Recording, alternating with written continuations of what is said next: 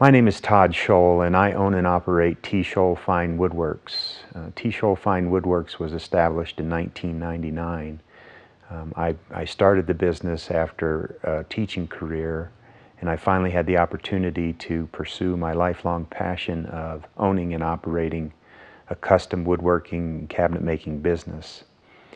I built a shop next to my house in 1998 to get my business started, and then in 2005 I built the facility I'm in now. In December of 2007, I sustained some injuries in an elective surgery, which has greatly reduced my ability to perform many of the tasks necessary to carry on and operate my business. What I'd like to do is show you around the shop and show you some of the things I can no longer do. When I get ready to go over, what I'm going to do now is show you part of the process, the flow of how I go about building my cabinets, starting with material. And material comes in, the truck comes in the alley behind the shop here, and then we put it on carts. This is a panel handler for sheet goods, and that's a cart for lumber. And it either comes through the garage door or through the man door here. This is one of the many pieces of equipment that I've had to purchase to help me adapt and to not being able to do things physically. Once they're on the carts here, we take them over to the lumber storage on the north side of the building.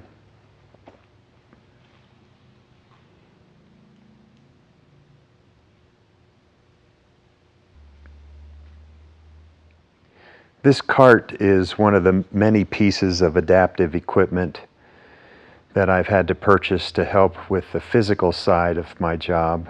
Previously, I could just carry in the sheet goods, but now I have to have help putting them on the cart. Usually my employee and the lumber delivery person puts them on here, and then we wheel them over to the lumber storage. But in the past, me and my employee would just carry them in. Can't do that now. Once the sheet goods and lumber are on the carts, we bring them over here. This is where we store sheet goods, and this is where we store the lumber. But the sheet goods have to be offloaded from the cart to the storage.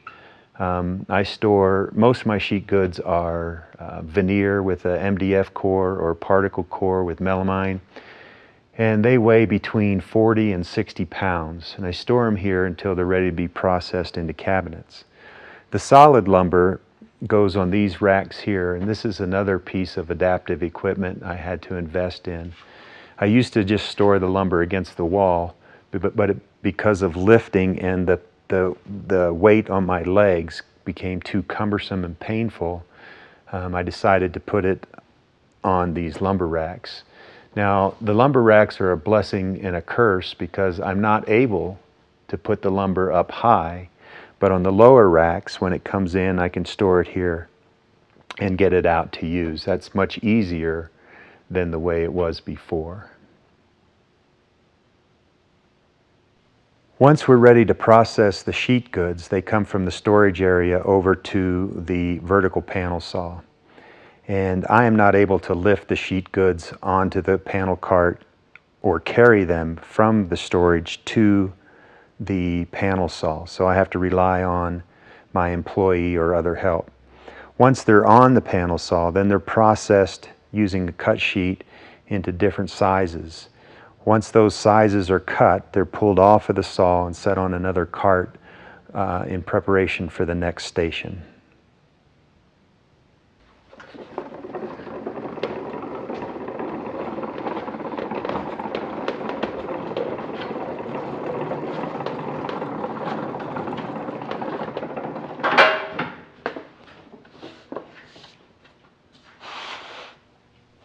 Once the sheets are processed on the panel saw and cut to size on the panel saw, we bring them over here to the edge bander. This edge bander applies the glue, applies the edge tape, it trims the top and bottom, it trims the end, and it scrapes and it buffs. This is another upgrade that I had to purchase because my old edge bander didn't do those 4 processes. It did put on the tape, but I had to scrape and buff and trim by hand. This machine, I can load the machine and it runs through the length of the machine, and I need someone at the other end to off-bear or take the pieces off once they've been banded. My employee can do this by himself. He can start a piece here, run down or walk down to the other end, take it off, come back and put another piece on. Because of my injuries, I'm unable to do that much walking. Once the cabinet parts are cut to size and edge banded, then they come over to the table saw where we cut a groove in the back of them. Before my injuries, this was a pretty simple process. I'd just pick the board up and run it through and have the groove cut. I'd take it off, set it on another cart.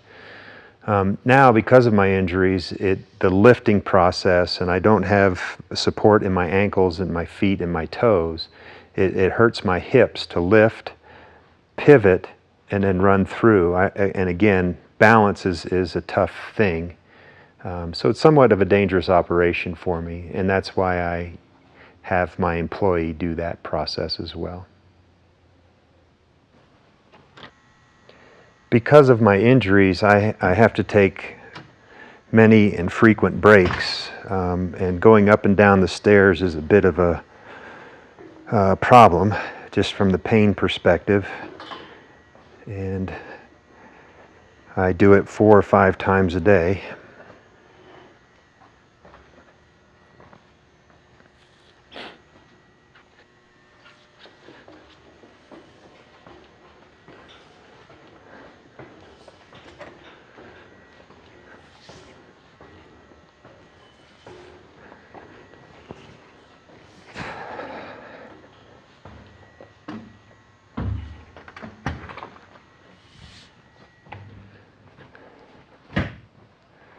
Because of my injuries, it's difficult to operate a foot pedal machine. I don't have much strength in my ankles, feet, and toes, so to operate it with my left leg, I have to brace myself, and then I can hold the board to operate it. My right foot, it's very difficult because I have no plantar flexion, and I have to brace myself with both hands to push down on it with my right foot. Once the cabinet parts have been cut to size, edge banded, grooved, and construction board, we bring them over to the case clamp for assembly. And these are assembled with dowels. There's dowels in all the joints. And this is a typical 3-drawer cabinet, which can be assembled and placed in the clamp by one person. Because of my injuries, I'm not able to do that by myself. I need help, particularly with the lifting. Again, all the processes that we've gone through in putting a cabinet together, before my injuries, I was able to do by myself. Now I need help with all of the processes, and some of them I shouldn't do at all or can't do at all. In addition to processing sheet goods to make cabinet boxes, I also process solid lumber to make doors and drawer fronts. I typically use a 5-piece door, which includes 2 rails, 2 stiles, and a panel. And the first step in making those is to pull the rough lumber off the lumber rack and cut it on the chop saw to rough length. Again, because of my injuries, I've had to invest in technology to save me time and effort. This is a programmable stop where I can just type in the length of board that I'm going to cut, and the stop automatically goes to that position. I can cut my board to rough length. Once the lumber's cut to rough length, I take it over to the molder to run the profiles for the stiles and rails. After the molding blanks are cut to rough size on the chop saw, they're fed through this molder. This machine was purchased in shortly after, a few months after my surgery, when I realized that my capabilities have been greatly reduced. What this machine does is it's got 4 cutter heads on it, and it'll cut the bottom of the board, the right and left side of the board, and the top of the board all in one pass. So that saves a lot of labor. What I have to do is have someone help me on the other end, and I can feed the boards in this side while they catch them on the other end. Again, my employee can run this machine by himself because he's physically able to go back and forth, whereas because of my injuries, I am not able to do that. Again, as a result of injuries, this is another piece of equipment that I've purchased. It's a clamp carrier. And this allows me to do multiple panels at one time at one station. Although it allows me to do that, I still need help positioning the clamps and lifting the clamps. This is another piece of equipment that I've purchased to help me with my disabilities. Previous to my surgery, I could rely on myself and labor to do work.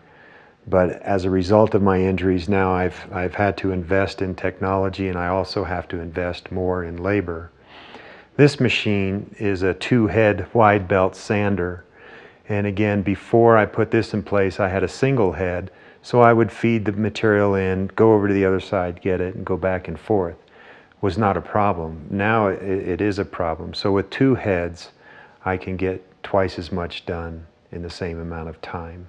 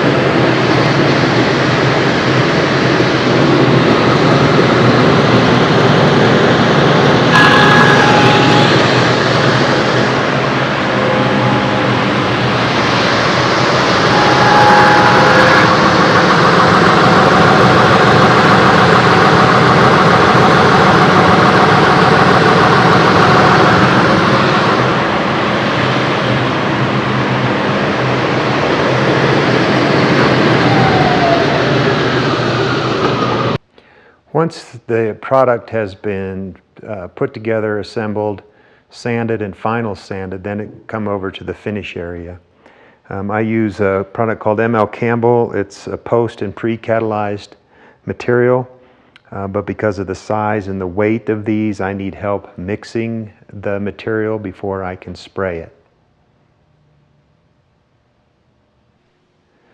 Another issue is once the finish is mixed, is getting the product in through the door, and it's very difficult to do by myself. But when I have help, it's a lot easier.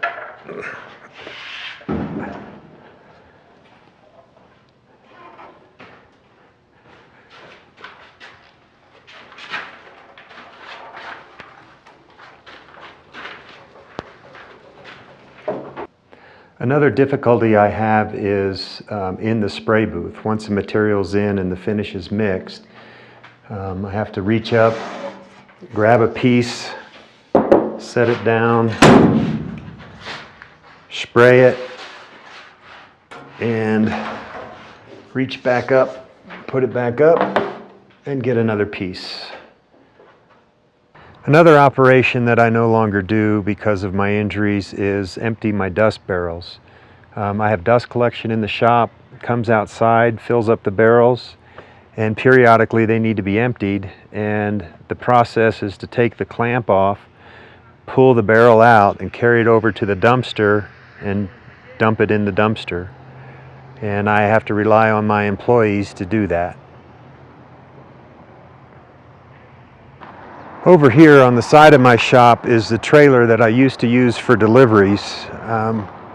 Before my surgery, I was able to deliver product on my own, but since I've got Since my surgery, I have to subcontract delivery with a delivery service. Standing at the entrance to the National Forest, which is about 5-minute drive from my home, and this is where I used to come quite frequently to hunt and fish, camp and hike. And behind me is Mount Silverheels, which I used to climb, and I had hoped to climb that mountain with my kids someday, but again, because of my injury, that's probably not going to happen. Every once in a while I'll drive back here. I do have an ATV that I still get back in the forest with, but not with any frequency. I'm standing about 30 yards from our house in front of the firewood pile, which I no longer can do. Before surgery, I would get all the firewood we need. I have 3 acres of forest behind the house. It wasn't uncommon for me to come home from work, go out in the forest, cut firewood, and again, now I have to pay people to do that. In addition to that, I no longer can do the yard work that used to be easy for me, and I have to get my family to help with that, or pay someone to help with that. From our driveway, you can see the Silverheels Pond or lake where I used to frequent quite often, fishing and boating. We have a canoe that we haven't even used this year. Occasionally, my wife and son will help me put it on top of the truck so we can go canoeing, but it's, again, since surgery, it's not something I do by myself. I have to have help to get the canoe on the truck and off the truck to go canoeing. Here's the camper that we used to use, and before surgery it was something I could do by myself. I could hook it up to the truck, go camping, set up the camper, no problem. Now it takes the whole family to get it hooked up to the truck and set up, and instead of 5 to 10 times a year, which we'd go camping before surgery, now we're lucky to get it out 2, maybe 3 times a year. Next to our house is my mother's house, which I built for her in the year 1999-2000. And part of the arrangement, the unwritten deal, was she would help babysit our kids in return for maintaining her house. And I am no longer able to maintain her house, and that's been a bit of frustration, not only for me, but for her as well. Here's the canoe that I store under the deck of my old shop. That this is all the further it's gotten this year. I used to come home from work and have energy and time to put the canoe on top of the truck and go down the pond, and my son and my wife and my daughter and I, we'd all go fishing. But again, because of the injuries that I sustained during surgery, I can no longer do that. I'm in the garage of our house, and here is some of my recreation equipment. I've got cross-country skis, downhill skis, wading boots. I have not used any skis since my surgery. I used to be able to just go out the back door in the wintertime and cross-country ski around and visit my mother and friends. And downhill skiing, I've not been able to do that at all. One of the biggest disappointments was my son riding the T-bar at Breckenridge without me for the first time.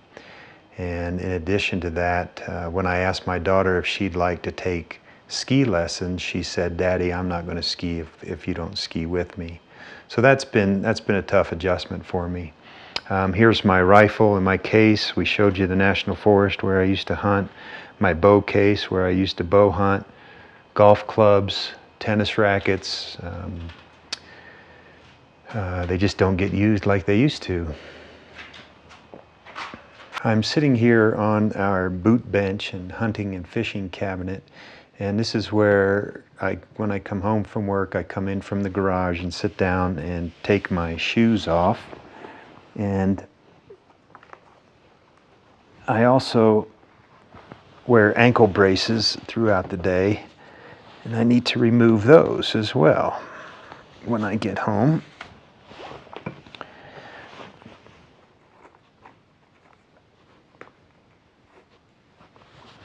And as you can see, we've got many different types of shoes. Here are my hunting and hiking shoes that I no longer wear.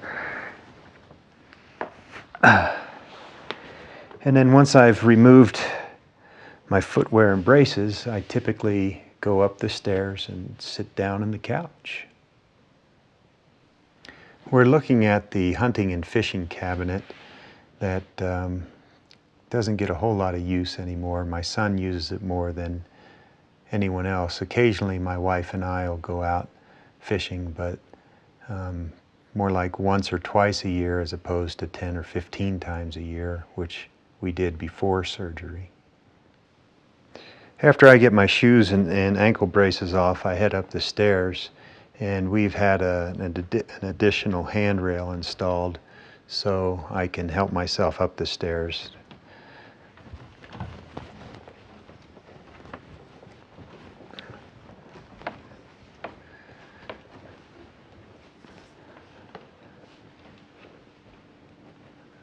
Here I am in the kitchen. I don't do much work here, but up here is where I keep a lot of my pharmaceuticals. Since my surgery, I've been on different pain medications, different antidepressants, and I also take cholesterol medicine since I'm no longer able to be active and keep my cholesterol down. This is typically what happens when I get home. So my wife will put some ice on my feet and ankles because they're typically sore and swollen. I usually get home from work before her, but when she gets home, this is what she does. I'm Carla Scholl. Todd and I have been married for 23 years. The last 3 years, my role has become increasingly more that of his caregiver. And when people ask me about the negative impact of his nerve damage, it's hard to know where to begin. He used to be very active with the children and around the house, helping with cooking and cleaning, laundry, firewood, bringing up pellets for our pellet stove, carrying in groceries, carrying laundry up the stairs, because the living floor of our house is on the second floor, so there's a lot of carrying things up and down, and that has all become really difficult for him. When I get home from work, it's become my job now to help him be comfortable and take care of all of those domestic things, and it's really caused me to have less freedom. It's certainly impacted Todd in that way. He has less freedom. He's in pain much of the time, which also causes him to be depressed, and his mood isn't what it used to be. That has an impact, obviously, on all of us.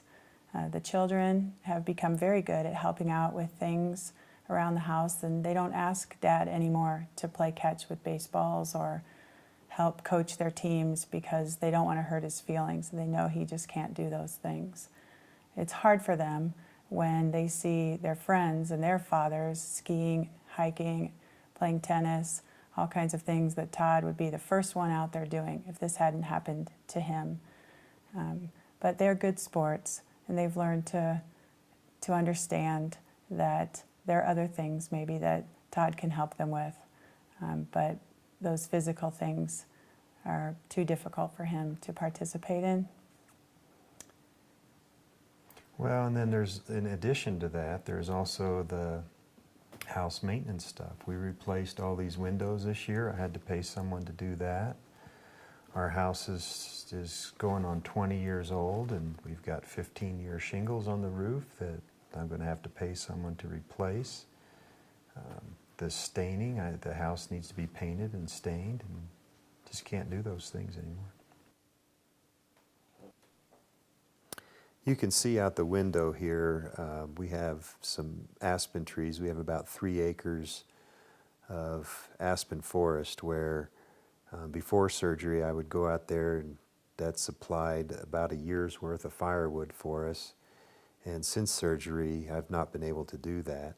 This has been a wonderful asset to our family, not only for the firewood, but it was a great place to play. We have a little fire pit where we used to go and cook s'mores and have friends over and have campouts. And But since surgery, it's become more of a liability because of the dead trees that are out there. We can no longer harvest. We have to pay someone to do that.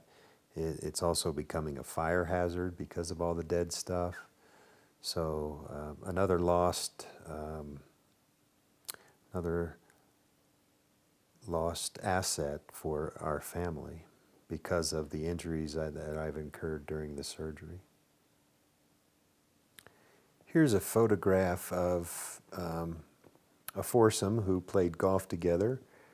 And on the left is a very dear friend, Gordon Leffingwell, and my mother. And then to the left of me in the picture is my wife.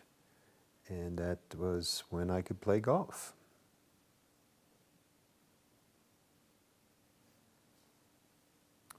Here's a photograph taken before surgery of a very good friend of mine, Gordon, and my son, as we're carrying the canoe down to the pond to do a little canoeing and fishing.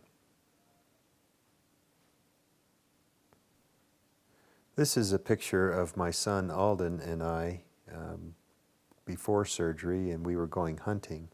This, I believe, was his first ever hunting trip.